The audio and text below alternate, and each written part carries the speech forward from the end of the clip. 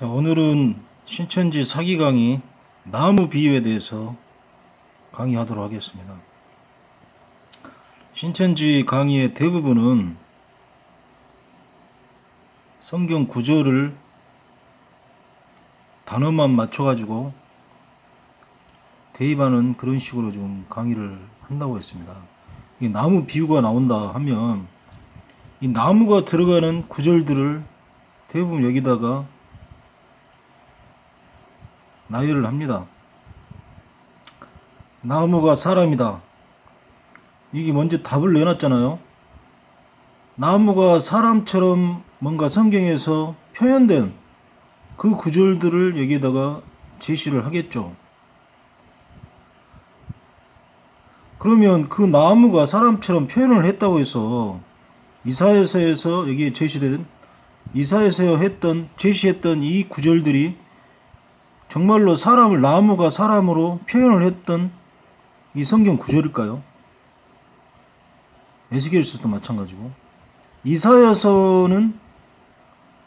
이사야서에서 말하고자 하는 하나님의 감동하심은 과연 어떤 내용일까요? 이사야가 하나님께 사역을 맡은 다음에 이스라엘 백성들에게 선포했던 그 말씀들은 그게 과연 무엇일까요? 일반 우리 정통 기독교는 그거를 먼저 찾거든요. 그러나 이런 신천지 사기 이 강의들은 대부분 나무가 사람이다 이렇게 답을 내놨다면 이 구절들에 대해서 나무가 사람처럼 표현했던 그 내용들만 가져오는 경우가 대부분입니다. 그럼 나무가 사람이라는 그 말이 이사야서 55장에서 이야기하고자 하는 이야기일까요? 그걸 생각을 해봐야 됩니다. 비유로는 없어요. 비유로는 사기꾼들이 만들어낸 강의예요. 성경에서 비유로는 예수님께서 마태복음 13장에서 이야기했지만 어떤 설명을 하기 위해서 하나님 나라 천국에 대해서 그 설명을 하기 위해서 겨자씨로 비유를 하고 밭에 감춘 보화로 비유를 하고 여러 가지 그런 천국에 대한 이야기를 이 시대에 맞게끔 설명하기 위해서 표현을 했던 것일 뿐이지 어떤 숨기고 봉하고 그런 개념이 아니다는 거예요. 여기서는 마찬가지예요. 이사야서에서 말씀했던 그 주제를 알아야지 이 구절이 나와가지고 나무가 손뼉을 친다고 해서 이사야서 55장 12절에서 이 주장했던 것들이 나무가 사람이라는 개념이 아니에요. 이 구절을 한번 이렇게 띄워가지고 보면 이사야서 55장 12절 너희는 기쁨으로 나아가며 평안히 인도함을 받을 것이요 산들과 언덕들이 너희 앞에서 노래를 바라고 들의 모든 나무가 손뼉을 칠 것이며 여기만 보면 나무가 손뼉을 친다. 사람처럼 표현을 해놨어요. 그런데 이사야서 1장을 보면 유다왕 우시아와 요담과 아하스와 히스기야 시대 아모스의 아들 이사야가 유다와 예루살렘에 관하여 본 계시라. 이사야도 이 시대에 하나님께서 뭔가 전해라고 택한 선지자예요. 이 이스라엘 시대에 하나님께서 이사야에게 준 사명이 있다는 거예요. 그게 이 성경에서 이야기하고자 한 핵심이지. 아까 여기에서 말했던 나무가 손뼉을 친다. 이런 개념의 나무가 사람이라는 개념이 아니라는 거예요. 왜 이사야 55장에서 이 표현을 했을 것인가? 그거를 봐봐야지. 나무가 손뼉을 친다고 해서 나무가 사람이라는 개념이 아니다는 거예요.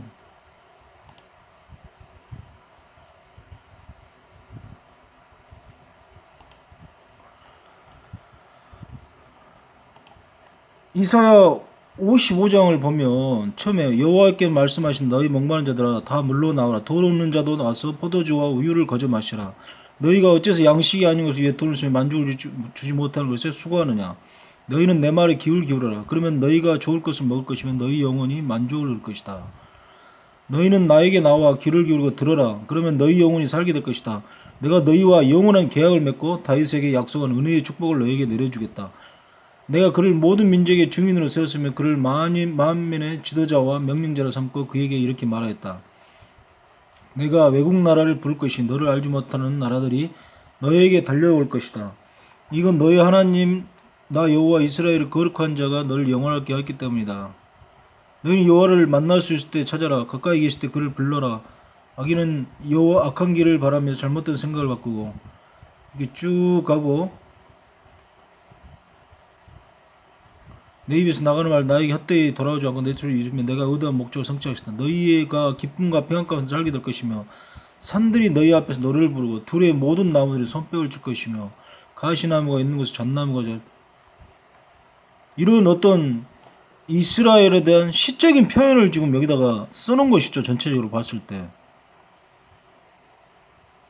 이런 시적인 표현으로 어떤 표현을 해놨다고 해서 여기서 말한 나무가 손뼉을 친다고 해서 이 나무가 어떤 사람을 나타내는 것은 아니라는 거예요. 전체로 봐봐요. 너희가 기쁨과 평안 가운데 살게 될 것이며 산들이 너희 앞에서 노래를 부르고 들의 모든 나무들이 손뼉을 칠 것이며 가시나무가 있는 곳에 잣나무가 자라고 찔레 대신에 도금령이 자랄 것이다. 이것이 나 여호와가 행한 일을 상기시켜주는 영원한 표적이 될 것이다. 이런 어떤 표현, 고급스러운 표현적인 이야기로 시적인 표현으로 해놓은 것이잖아요. 이 내용을 가지고 어떤 나무가 사람이다. 이렇게 답을 내버리면 성경의 전체적인 여기서 말하고자 하는 내용이 아무 필요가 없어져 버린다는 거예요.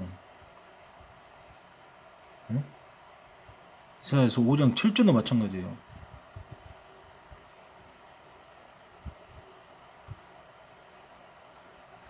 이게 다 마찬가지예요. 이게 여기서 표현했던 나무가 사람이라는 개념이 아니고 이곳에서 다니엘서에서도 왜 이 느부갓네살 왕이라고 표현을 했는가? 다니엘서에서 이야기하고자 하는 사장에서 이야기하고자 하는 내용이 과연 무엇인가? 그걸 알아봐야 돼요. 이 단어를 중요한 게 나무가 사람이다. 이 단어가 중요한 게 아니고 다 사기치기 위해서 만들어 놓은 이 비유로는 사기꾼들이 만들어 놓은 사기죠. 사기 강의가. 그래서 결국은 계속 사람이라는 이제 답을 내놨기 때문에 사람으로 계속 간다는 거예요. 그럼 사람이 어떤 사람인 것이냐 그걸 이제 계속 해 나가겠죠. 우리 성경에서 참 그 중요한 구절들이 있어요. 우리 사람들에게 이 세상에 죄가 들어온 것이 이 선악과를 아담과 하와가 먹고 난 뒤에 이 죄가 이 세상에 오게 됐어요. 그 후부터 사람이 죽게 돼버렸고 마귀의 노예가 돼서 살게 돼버렸죠. 그래서 그거를 해결하기 위해서 예수님께서 오셔가지고 십자가에 못 박히시면서 그걸 다 해결하셨죠. 그래서 우리가 예수님을 믿으면 그 죄가 예수님께서 대속을 하셨기 때문에 우리가 예수님을 믿음으로 인해 우리가 의인으로 칭해지고 그 죄가 없어진다는 거예요. 그래서 우리가 구원을 받게 되고 천국에 갈 수 있는 길이 열렸다는 것입니다. 그게 이제 우리 기독교의 신앙이거든요. 핵심적인. 그래서 여기에서도 어떤 생명나무와 선악나무에 대한 그 개념도 이 사이비들이 가장 애용하는 내용이거든요. 나무가 사람이라고 해놓고 과연 생명나무가 누구냐, 선악나무가 누구냐고 가는 개념이 대부분의 지금 우리나라의 사이비에 있는 이곳에서 다 강의하는 공식이에요. 그러나 정통 기독교에서는 나무가 사람이라는 개념으로 이야기하지 않죠. 그리고 에덴 동산에서 이야기했던 생명나무, 선악나무에 대한 것도 그대로 원어로서 믿는다는 거예요. 선악을 알게 하는 나무, 생명을 주는 나무.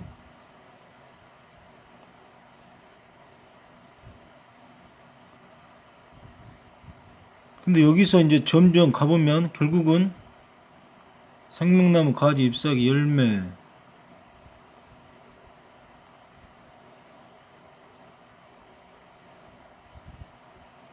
14만 4천 명. 결국은 신천지가 생명나무이고 그 외에는 이제 다 아니다는 개념으로 이제 가기 위해서 이렇게 말을 해놓은 것인 것 같아요. 여기 보면, 응? 근데 원래 이 내용이 아니죠. 다 단어 계속 이어서 결국은, 응? 단어만 이어가지고 성경의 원 내용에 대한 것들이 아무 필요가 없어요. 단어로만 이어가지고 결국은 답을 내놓는 식이에요. 이거는 전부 다 잘못된 사기적인 강의죠. 정통 기독교는 대부분 이사야서 55장이 나온 다음에 이 내용에 대한 것들을 강해를 해요. 왜 이 내용에 대한 것들이 과연 하나님께서 이야기하시고자 하는 게 뭐냐? 그리고 이 단어로 이어가는 게 아니고 여기에서 이야기했던 어떤 개념이 있다면 성경 전체에서 말하는 구원의 개념으로 또 나간다는 거예요.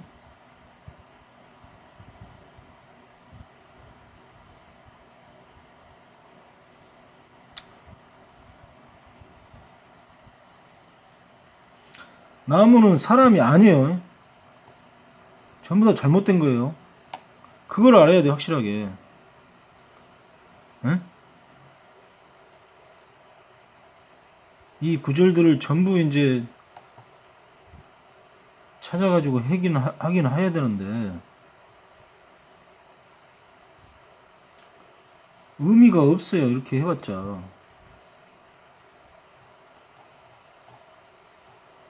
나무는 사람이 아니다는 것이 결론입니다. 기도하겠습니다. 아버지 하나님 감사합니다. 성경에서 이야기하고자 하는 핵심적인 내용은 예수님을 믿고 구원을 받아야 된다. 예수님을 믿는 것이 복음이다. 지금 우리가 이야기하고자 하는 모든 것은 결국은 예수님을 믿고 천국에 가자는 이야기입니다. 예수님도 안 계시고 천국도 안 보이고 그걸 믿을 수가 없죠. 그러나 우리가 전도를 했을 때 예수님 믿으셔야 됩니다. 예수님 믿고 천국 가셔야 됩니다. 이렇게 이야기할 때 그 사람이